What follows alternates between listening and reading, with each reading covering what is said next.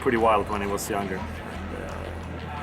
Had a lot of energy and difficulties to concentrate sometimes in practice, so we took him off the court a lot of times. So he was pretty rough. It was hard for me, to really get my act together. I was about 16 or 17, and they had new curtains back at the National Tennis Center, and they said whoever breaks this curtain, has to clean the toilets for a week and everything. And I looked at the curtain; it was so thick, impossible to break. So I said, oh, okay, well it's no problem.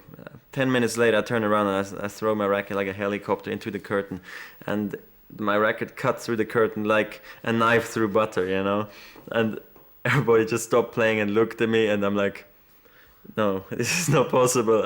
I'm dreaming, or this is the worst nightmare. I just took my stuff and left, because they would have thrown me out anyway.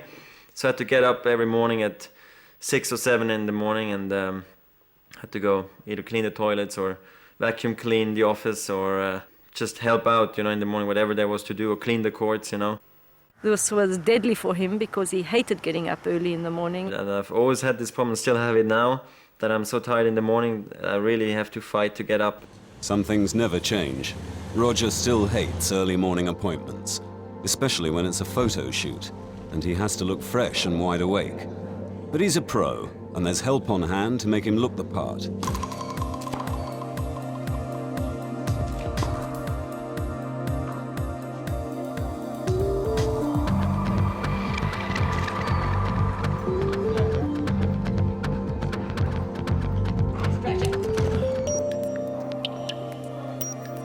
After the shoot, Roger's with his fans at the venue. 2 days to go to the Swiss indoors, and Roger is in huge demand. His 3 Grand Slam titles have been the talk of the town for months, and now he's here in person.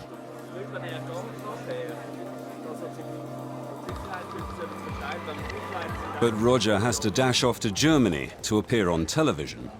A private jet will make sure that he can be back as soon as possible. Not bad for someone who at the age of 16 decided not to get a proper job and told his parents that he wanted to quit school. The whole thing was just, can you make a living out of it?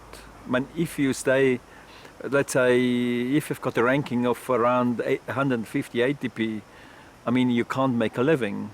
Roger was not prepared to settle for a low ranking. He knew he could do a lot better. He has always known what he wants. Since he was young, he knew his objectives. He wanted to become one of the best players, if not the world's #1. The idea was in his head. He hates it when he loses. And I think that's the reason for him being where he is right now. When I was 17, I won Junior Wimbledon. I won the Orange Bowl, which is kind of, in a way, the World Championships. And I finished the year #1 junior in the world. As if this was not enough, Roger celebrated by bleaching his hair. This was quite funny because he came home and he was totally blonde. I think he was sitting at the hairdresser for about 4 hours because his hair wouldn't bleach very well. And I think it cost about $250 at that stage, which was, I don't know, was a lot of money for him. The $250 haircut was something the young pro could afford. What Roger couldn't afford was 2 coaches. Being forced to choose between Carter and Lundgren was something he didn't want to do. I was really not sure until the last moment, where I just said, okay, I think I'll take Peter Lundgren because he's had more experience, on the tour, and was maybe a better player. But again, I really didn't know at the time who to take because both were great people. He liked both of us, and he worked with Peter since he was a kid. And for him it was a very tough decision, and also for me and Peter. But it was tough for everybody, especially for Roger. Roger's got a lot of patience till he takes the decisions. But once he took the decision, then it's definite. Then he's not going back anymore. And Roger has decided this time he must win the Swiss indoors. So there's only one item on today's agenda: final practice.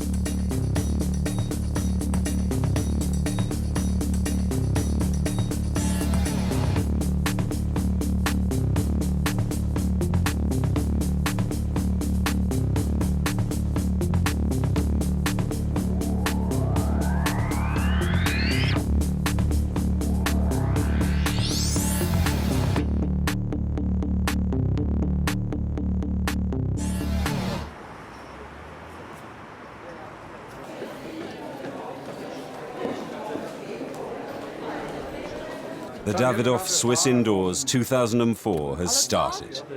Roger's first round match was sold out weeks ago. Nobody wants to miss the moment when he sets foot on Basel's centre court as world number one. Especially Ziggy Bucher, press photographer, who's seen Roger on nearly every centre court around the world. I expect him to win, of course, the first round match, and I expect him to win the whole tournament.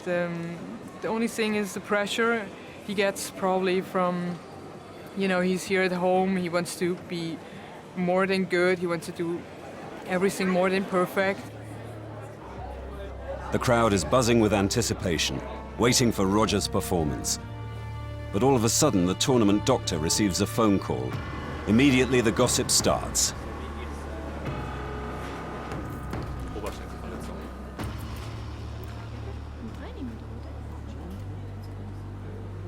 I heard it, but I don't know what I like. Yeah. Only one person knows the truth. Everyone waits anxiously for the arrival of Roger Federer.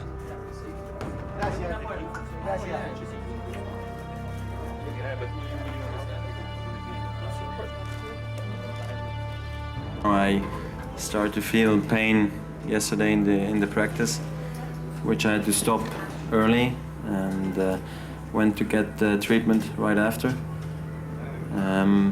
Played again this morning and felt that, you know,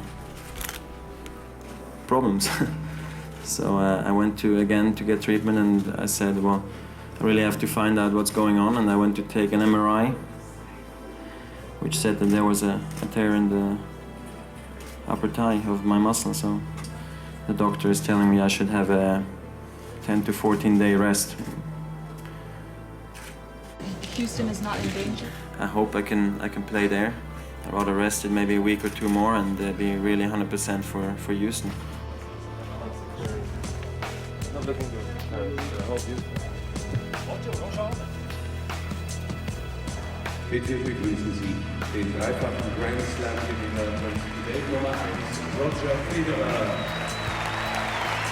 Sometimes it's not so nice to be important, but on occasions like this, it's even more important to be nice. Despite feeling gutted, Roger insists on speaking to his fans. He apologizes personally to the 9,500 spectators who have come to see him play. The fans paid for the tickets and they thought, well, let's go and see Roger, and all he did, he appeared on center court for 5 minutes to say how bad he felt, and so I understand the fans, but I just wanted to let them know that for me it's the worst. For me it's worse than for them, you know, and I think they understood. Für Roger Federer also ausgerechnet jetzt nicht dabei. Wir hoffen natürlich, dass es wieder so gravierend ist, dass er sogar auch auf die Weltmeisterschaften in Houston verzichten. Will Roger be fit for Houston? And how will the injury affect him? He could also suffer a loss of confidence. Players always say that it takes a really long time to build confidence up, and it takes 1 or 2 bad matches for it all to disappear. This is the moment of truth for Roger, a real test of character for the world number one. It's the situation he's feared for so long. Could this be a return to the cycle of disappointments and losses? Federer realized early in his career that success depends largely on what happens in your mind.